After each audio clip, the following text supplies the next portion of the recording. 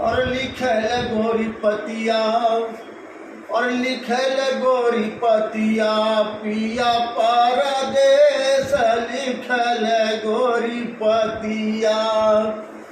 कहे नदी के बीरनवा बोलायऊ बकी नहीं, नदी के बीरनवा बोलायऊ बकी नहीं। और बारत दिया नवा बुझऊ बकी नहीं। और तोहरे बूढ़ा माई हमके दिल बहुत कलेस, लिखल गोरी पतिया पिया परदेस, लिखल गोरी पतिया। चिट्ठी में लिखवावता कि तोहार माई बहुत गड़बड़ कर दे है, तू जल्दी से चली आवा, हमार बात मान के। तो तर्ज बदल गए वह जा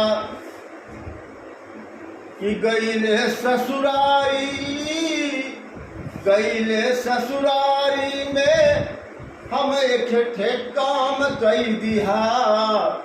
छोटका सरवा जब लावा पर छले से उजर की रुमाल दई दिहा, हो रुमाल दई दिहा, हो रुमाल दई दिहा।